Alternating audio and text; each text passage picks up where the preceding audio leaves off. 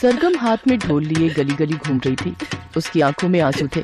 आते जाते लोग सरगम को ढोल बजाते देख रहे थे। एक पतली दुबली कमजोर सी लड़की, गले में इतना भारी ढोल का वजन और हाथों में पड़े छाले, सरगम की गरीबी का दुख बयान कर रहे थे। चलते चलते सरगम थक गई। उसने अपना ढोल गले से उतारा और एक मंदिर की सीढ़ियों पर बैठ गई। सरगम की आंखों में आंसू थे। रोते रोते वो पिछली कुछ बातें याद करने लगी। क्या हुआ माँ, बार बार दरवाजे पर जाकर क्यों खड़ी हो रही हो? सरगम, तेरे बापू अभी तक नहीं आए, 10 बजने को आ रहे हैं। बोला था ढोल बजाने मत जाओ, तबीयत पहले ही ठीक नहीं थी। डोली तो घर में सुबह सुबह आ गई होगी। हद से हद 10 बजे तक आ जाते हैं, अब तो 12 बजने को आए। माँ, तुम चिंता में अपनी तबीयत खराब कर लोगी। रुको, मैं बंसी काका को देख कर आती हूँ। वो भी तो कल शादी में बापू के साथ ही गए थे। भाभी, ओ जानकी भाभी। ये क्या हुआ? अरे, आपके हाथ पर प्लास्टर, ये सब क्या है जी? जानकी भाभी, बारिश ज्यादा हो रही थी, रास्ते में कीचड़ था, रिक्शा उलट गया और हम दोनों गिर गए। सरजू के सीधे हाथ में फ्रैक्चर हो गया। पता नहीं ये विपदा मेरे ऊपर ही आनी थी। शादियों का सीजन चल रहा है, बैठे बिठाए मेरे चोट आ गई। अब क्या होगा? बंसी भैया, आराम से इन्हें पलंग पर लिटा दो।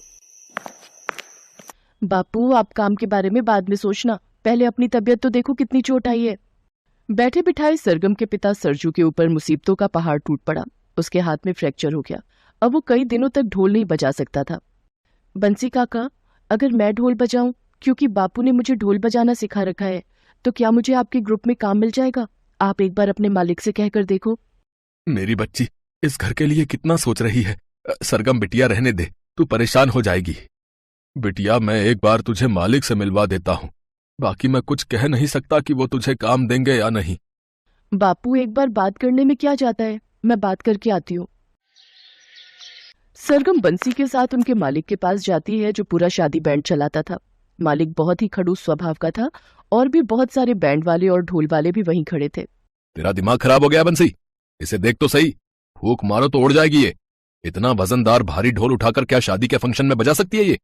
अरे तू तो जानता है ढोल बजाना इतना आसान नहीं। गले में टांगते ही हवा टाइट हो जाती है। घंटों ढोल बजाना कोई आसान बात नहीं। चल जा बिटिया, घर जाकर चूल्हा चौका कर। तेरे बस का नहीं है ढोल बजाना। मैंने अपने ढोल ग्रुप की बदनामी थोड़ी करनी है तुझे ग्रुप में शामिल करके। देख, मुझे माफ कर बिटिया, जब तेरा बापू ठीक हो जाए तब आ जाएगा, ठीक है? जा।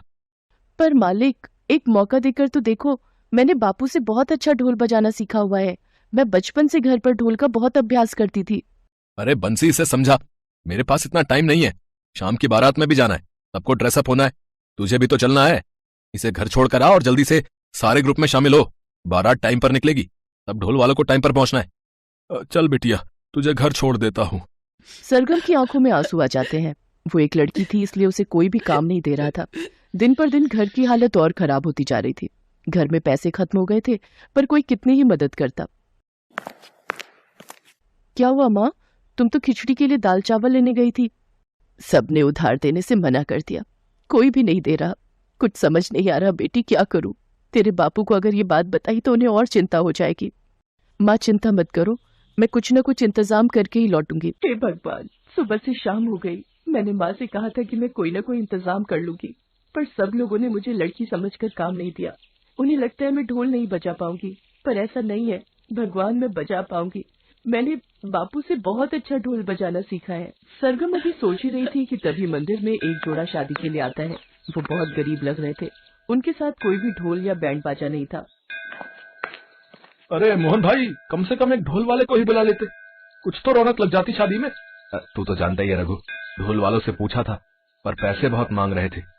मेरी इतनी गुंजाइश नहीं थी कि मैं कोई ढोल वाला ग्रुप बुक कर सकता। अब क्या ही कर सकता हूँ। वो देख मोहन, वो सामने सीढ़ियों पर एक ढोल वाली बैठी है, मैं उससे पूछता हूँ, शायद कम पैसों में वो मान जाए। अच्छा जा, पूछ कर तो आ। सरगम वहाँ से जाने ही लगी थी कि लड़का उसे आवाज लगाता है। सुनो, आज मेरे दोस्त की शादी है, क्या तुम मेरे दोस्त की शादी में ढोल बजा दोगी? हम बहुत गरीब हैं, ज्यादा पैसे नहीं दे पाएंगे, तुम बता दो कितने पैसे लोगी? भैया जी, आपको जो ठीक लगे खुद दे देना। मैं तो वैसे भी घर ही जा रही थी। मुझे बहुत खुशी होगी अगर मैं आपके दोस्त की शादी में ढोल बजाऊं। ठीक है बहन, तो फिर तुम ढोल बजाना शुरू करो और ऐसा ढोल बजाना कि मेरे दोस्त की शादी में रौनक लग जाए। मेरा दोस्त, उसकी होने वाली पत्नी, उसके परिवार वाले सब खुशी में झूम के नाचे। और फिर सरगम ढोल बजाना शुरू करती है। शादी में आए सब लोग उसके ढोल बजाने पर नाचना शुरू हो जाते हैं। मंदिर के पास सड़क पर खुशी का माहौल बन जाता है। सरगम अपने सारे दुख भूलकर बस खुशी से ढोल बजा रही थी। उसने ऐसा ढोल बजाया कि राह चलते लोग भी एक लड़की को इतना बढ़िया ढोल बजाते देखकर कुछ देर अपनी गाड़ी और स्कूटर रोककर खड़े हो गए और उसे ढोल बजाते देखने लगे। वहीं से एक बारात जा रही थी। शादी में बैंड बाजे और ढोल वाले सब सरगम को ढोल बजाते देख रहे थे। उनके मालिक की नजर जब सरगम पर पड़ी तो वो हैरान रह गया कि एक लड़की इतना सुंदर ढोल बजा रही है। ये तो बहुत हैरानी की बात है। सरगम को लड़के का दोस्त 200 रुपए पकड़ाता है। सरगम उन पैसों को लेकर घर आ जाती है। बैंड का मालिक अभी भी सरगम के बारे में ही सोच रहा था। वो अपने ढोल वालों से उस लड़की के बारे में पूछता है। मालिक, वो तो अपने सरजू की बेटी है। सरजू वो दूसरे शादी बैंड में जो ढोल बजाता है। आजकल उसके हाथ में फ्रैक्चर है। कुछ दिन पहले रिक्शा से गिर गया था। उसके बाद मेरा मिलना उससे हुआ नहीं। ये उसी की लड़की है। मेरे ख्याल से सरगम नाम है लड़की का।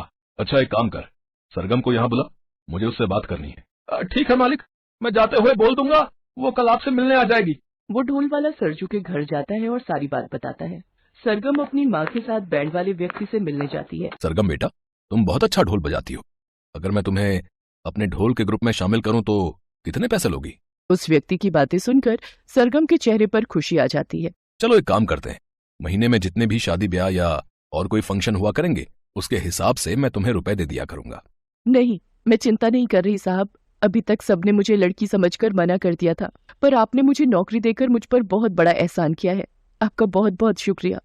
मालिक, बहुत जगह मेरी बच्ची गई, पर सबने इसकी कदकाठी देखकर यही कहा कि ये ढोल नहीं बजा सकती। ये तो हिम्मत हार चुकी थी। इसके बापू को अभी ठीक होने में 3-4 महीने लग जाएंगे। आपने हम पर बहुत एहसान किया, जो मेरी बच्ची को काम दे दिया। चिंता मत करो बहन, अब तुम्हें पैसों की कोई परेशानी नहीं होगी। मैं जानता हूँ सरगम बहुत मेहनती है। अब जब ये मेहनत करेगी तो मेहनत का फल तो इसे मिलेगा ही। ठीक है बिटिया, कल एक शादी में ढोल बजाना है तो तुम समय पर आ जाना, ठीक है? सरगम को उसकी मेहनत का फल मिल जाता है। उसे शादी बैंड में ढोल बजाने का काम मिल जाता है। उसकी अच्छी पगार थी, अच्छे पैसे मिल जाते थे। अब घर में पैसों की कोई कमी भी नहीं थी। बाकी ढोल वाले भी सरगम के साथ बहुत अच्छे से व्यवहार करते थे। सरगम खूब मेहनत करती, शादी ब्याह में ढोल बजाती। कभी कभी कोई और फंक्शन होता तो वहाँ भी उसे ही ढोल के लिए बुलाया जाता, क्योंकि लोग उसके ढोल को बहुत पसंद करते थे। ये देखकर मालिक भी खुश था कि उसे भी तो एक मेहनती ढोल वाली मिली थी, जिसकी वजह से उसका काम और बढ़ गया था। सरजू भी अपनी बेटी की मेहनत देखकर बहुत खुश था। सरगम ने अपनी मेहनत से कमाल कर दिया। उसने बेटा और बेटी दोनों में फर्क की गुंजाइश ही नहीं छोड़ी। भयंकर गर्मी और तपती दोपहर में महेश कई दिनों से मजदूरी का काम कर रहा था। अचानक एक दिन, अरे भाइयों, देखो महेश चक्कर खाकर गिर गया है। इसे उठाओ और छांव में ले चलो। हम सबकी गलती है जो हमने इस सेठ का काम पकड़ लिया। कितनी बार तो कह चुके हैं कि दोपहर में जब गर्मी होती है थोड़ी देर काम रुकवा दे, पर यहाँ हमारी कोई सुनता कहाँ है। चलो भाई, फिर से काम पर लग जाते हैं, वरना सेठ जी आ गए तो 2 बातें और सुना देंगे और पता चले कि हमारी पगार में से काट लेंगे। ये सब क्या हो रहा है, हैं? मैंने तुम्हें यहाँ काम करने के लिए रखा है या कि फालतू की बातें करने के लिए? और महेश, तू यहाँ लेटा क्यों हुआ है? काम नहीं करना क्या आज? या फिर आज के तेरे 100 रुपए काट लूं? सेठ जी महेश को काम करते हुए चक्कर आ गए थे, इसलिए हमने उसे छांव में लिटा दिया। तुम मजदूरों के सहारे अगर मैं ऐसे काम करने लगा फिर तो मुझे 2 साल एक घर बनाने में लग जाएंगे। महेश, अगर दोबारा ये गर्मी से बेहोश होने का नाटक किया तो मैं तुझे नौकरी से निकाल दूंगा। हाँ। महेश और बाकी मजदूर चुपचाप फिर से काम पर लग गए। अब वो लोग बीच में काम छोड़कर जाते तो सेठ उनके पैसे मार लेता, इसलिए सभी मजदूर उसके खिलाफ कुछ नहीं कह सकते थे। महेश काम करके शाम को सेठ से कुछ उधार पैसे लेने जाता है। अरे अंधे, तू पिछले 10 मिनट से पंखा बंद करके झाड़ू लगा रहा है, हैं? हो गई झाड़ू? अब जल्दी से पंखा चला और सामने कूलर का बटन भी खोलता जा और मेरे लिए बढ़िया सी ठंडाई बर्फ डालकर बना ला। चल जा। जी मालिक, अभी बना कर लाता हूँ। कामचोर कहीं के, फिजूल की तनख्वाह खाने की आदत पड़ गई है? और एक काम नहीं करते, बताओ। हाँ महेश, क्या काम है? तू बोल। मालिक, कुछ पैसे उधार चाहिए थे। मेरे घर का पंखा खराब हो गया है और बिना पंखे के रात को बीवी बच्चों को बहुत गर्मी लगती है। अगर आप कुछ पैसे उधार दे देते तो मैं घर के लिए एक नया पंखा खरीद लेता। तेरा दिमाग खराब हो गया है? मेरे पास इतना फालतू का पैसा नहीं है जो मैं तुम सारे मजदूरों पर उड़ाता रहूं। मुझे भी अपना घर चलाना भाई। और तुम लोगों को क्या गर्मी लगेगी? तुम तो वैसे भी खुली हवा में सोने वाले हो। आजकल इतना अच्छा मौसम है, बाहर आंगन में चारपाई डालकर सुला दिया करो बीवी बच्चों को। मैं पैसे उधार नहीं दूंगा। तेरा क्या भरोसा, कल तू बीमार होकर घर पर बैठ जाए तो मेरे तो पैसे चले जाएंगे ना। और हाँ, बहुत दिनों से देख रहा हूँ तू काम बहुत धीरे कर रहा है, कल सुबह जल्दी आ जाना। महेश उदास होकर घर आ जाता है। क्या हुआ जमुना, ये पिंकी लेटी क्यों हुई है? और सोनू कहाँ है? पिंकी को उल्टियां हो रही हैं। सोनू बराबर वाले मेडिकल से दवाई लेने गया है। सारी रात गर्मी से बच्चे सो नहीं पाते हैं, इसी वजह से तबीयत खराब हो गई है बच्चों की। तुमने पंखे के बारे में बात की? ये तो थी, पर सेठ जी ने साफ मना कर दिया, ज्यादा जोर डालूंगा तो कहीं नौकरी से ही ना निकाल दे। ये लो माँ दवाई। माँ, बहुत गर्मी लग रही है और जी भी घबरा रहा है, थोड़ी सी हवा कर दो। पिंकी बिटिया, आ मेरी गोदी में आ जा, मैं तुझे हवा करता हूँ। पता नहीं हम गरीबों के साथ ऐसा क्यों होता है। ये अमीर लोग हमारी परेशानी को क्यों नहीं समझते हैं। थोड़ी सी मदद कर भी देंगे तो उनका क्या चला जाएगा। और फिर उधारी तो मांगे हैं, तुम तो काम करके पैसे चुका देते। एक बार कल फिर कोशिश करता हूँ, शायद सेठ जी का दिल पिघल जाए। महेश एक बहुत ही गरीब मजदूर था। छोटे से कमरे का किराया, रोजाना की रोटी सब्जी। भला 200 रुपए रोजाना कमाने वाला एक गरीब महेश नया पंखा कहाँ से खरीदता। महेश ने सोचा कि वो दोबारा एक बार कोशिश करके देखेगा। महेश और सारे मजदूर काम में लगे हुए थे। बहुत देर से सेठ का कहीं पता नहीं था। क्या बात है महेश, आज तो सेठ जी कहीं नजर नहीं आ रहे, तभी माहौल में शांति है। सही कह रहा भैया, नहीं तो अब तक 10 बार आकर हमें टोक चुके होते। हो सकता है गोदाम में बैठे होंगे, अब पंखे और कूलर की ठंडी हवा खा रहे होंगे। क्या करूं, क्या सेठ जी से दोबारा पंखे के लिए पैसे मांगू? एक बार बात करके देखता हूँ। अब तो शाम होने वाली है, सेठ जी यहाँ तो आए नहीं है, मैं खुद ही गोदाम पर चला जाता हूँ। महेश गोदाम पर पहुंचता है तो उसे वहां पर सेठ जी दिखाई नहीं देते। तभी उसे सेठ जी के कराहने की आवाज आती है। अरे, ये आवाज तो बेसमेंट से आ रही है, यहाँ तो बहुत अंधेरा है। अरे सेठ जी, ये सब कैसे हुआ, आप यहाँ बेसमेंट में? महेश किसी तरह सीढ़ियों से सेठ जी को ऊपर लेकर आता है और सारे मजदूरों को बुला लेता है। तुम लोग यहीं सेठ जी के पास रुको, मैं किसी डॉक्टर को बुला कर लाता हूँ। महेश, सेठ जी ने हम सबके साथ इतना बुरा सलूक किया है, अब हम क्यों डॉक्टर को बुला कर लाए भाई? हैं, हमें क्या पड़ी है, हम भी घर चलते हैं, बोल देंगे कि हमें पता नहीं चला। किशोर, ये तुम कैसी घटिया बातें कर रहे हो? तुम्हें पता भी है इस वक्त सेठ जी की हालत कितनी खराब हो रही है? अगर तुम में से कोई नहीं यहाँ रुकेगा तो मत रुके, मैं सेठ जी को डॉक्टर के पास खुद ही ले जाता हूँ। हमें माफ कर दो महेश, हमसे गलती हो गई, तुम डॉक्टर को बुला लो, तब तक हम सेठ जी का ध्यान रखेंगे। महेश डॉक्टर को बुला लाता है। तब तक सेठानी भी खबर सुनकर वहां पहुंच जाती है। सेठ जी बीपी के मरीज हैं, गर्मी की वजह से इन्हें घबराहट हो गई थी, अगर कुछ देर और ये बेसमेंट में रहते तो इनकी जान भी जा सकती थी। महेश, तुमने आज सेठ जी की जान बचाकर हमारे ऊपर बहुत बड़ा एहसान किया है। तुम ठीक कह रही हो कल्याणी, मैंने हमेशा इन सब मजदूरों के साथ इतना गलत किया, मैं इनकी परेशानी को कभी समझ नहीं पाया। महेश, मैं तो नाम का अमीर हूं, पर तुम तो दिल से अमीर हो, ये मुझे आज पता चल गया, मुझे माफ कर दो। उस दिन से सेठ ने अपना व्यवहार बदल लिया। उसने महेश के साथ साथ सभी मजदूरों को एक एक पंखा उपहार में दिया। अब दोपहर के वक्त महेश और सभी मजदूर कुछ देर आराम भी को जबरदस्ती मिस्टर अरोड़ा की गाड़ी में चलने के लिए कहती है और मजबूरी वश विनोद को उसका कहना मानना पड़ता है। जब से वर्षा बड़ी गाड़ी में बैठकर आई थी, तब से ना जाने रोजाना कौन से सपनों में खो जाती थी। ऐसे ही एक दिन, काश इतनी बड़ी गाड़ी हमारे पास भी होती तो उसमें सचमुच कितना मजा आता। आलीशान घर, बड़ी गाड़ी, दौलत, शोहरत, सब कुछ हो तो कितना मजा आए जिंदगी जीने का। बेटी, दौलत शोहरत से खुशियां नहीं खरीदी जा सकती। आप कौन हो जो मुझे ये उपदेश दे रहे हो? और कौन कहता है पैसा सारी खुशियां नहीं देता? अगर मेरे पास भी पैसा हो तो मैं तो बस खुशी खुश रहूं। अच्छा, चलो एक काम करो, मैं तुम्हें नोट छापने की एक मशीन दूंगा, पर वो एक जादुई मशीन होगी जो रोजाना घर में से कोई भी एक चीज लेकर बदले में तुम्हें नोट देगी। लेकिन याद रखना, मशीन रोजाना नोट देती है, इसलिए एक दिन भी तुमने उस मशीन को कुछ नहीं दिया, फिर वो तुम पर हावी हो जाएगी।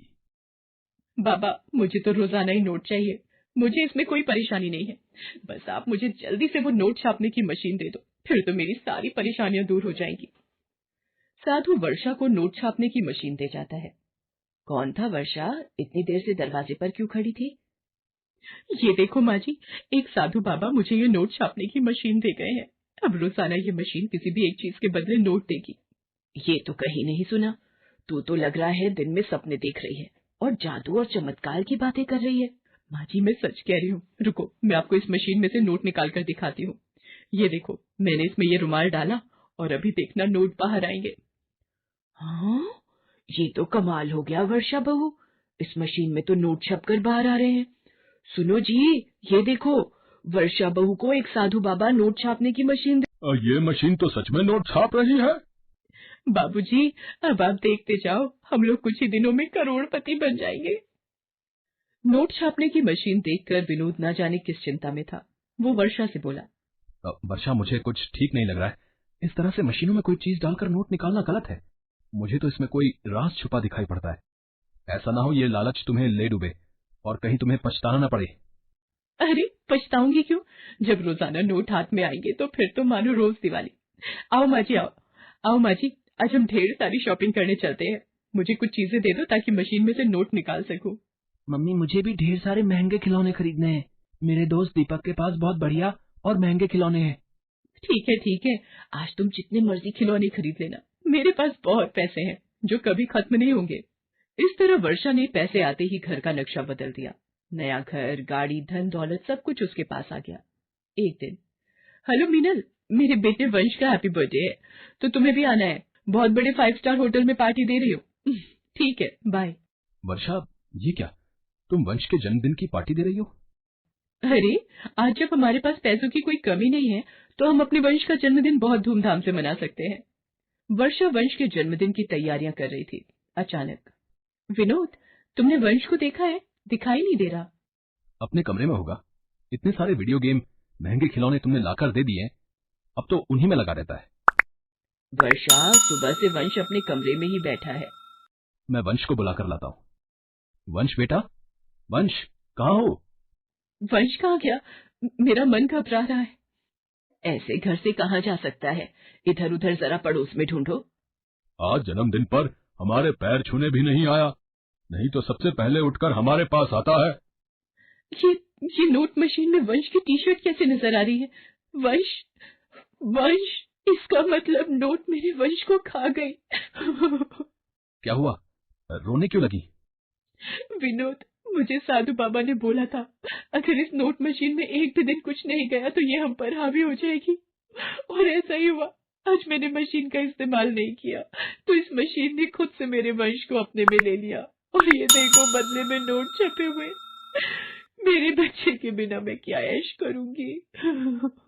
वर्षा रोने लगती है, पर नोट वाली मशीन वर्षा के पति विनोद, सास और ससुर तीनों को खींच लेती है और बदले में ढेर सारे नोट मशीन से बाहर आ जाते हैं। ये नहीं हो सकता। मैं अपने परिवार के बिना ये सब धन दौलत क्या करूंगी? मेरी असली दौलत तो मेरा परिवार है। साधु बाबा आप सही कह रहे थे, मुफ्त का धन खुशी नहीं देता, मेहनत से जितना भी कमाओ खुशी देता है। बाबा, ये मशीन वापस ले लो, मुझे मेरे अपने दे दो। मैं कभी लालच नहीं करूंगी। नोट मशीन मेरे परिवार के लोगों को वापस कर, नहीं तो मैं तुझे तोड़ दूंगी। हे भगवान, इसके दिन में देखने वाले सपनों ने तो दिमाग खराब किया हुआ है, तभी नींद में सब कुछ फेंक रही है। वर्षा, ओ वर्षा, आज वंश का जन्मदिन है, उसके दोस्त आते ही होंगे। भटूरे का आटा तैयार कर दिया है, जाकर छोले बना ले। विनोद केक लेने गया हुआ है और तेरे बाबूजी वंश के साथ गुब्बारे फुलाने में लगे हुए हैं। ये सपना था, मेरे अपने मेरे पास है। माँ जी, इधर आना, आज आपको गले लगाने का मन हो रहा है। आज इतना लाड क्यों दिखा रही है? कहीं इसलिए तो नहीं छोले भी मैं ही बना दूं? मेरी प्यारी सासू माँ। हेलो दोस्तों, कैसे हैं आप सब?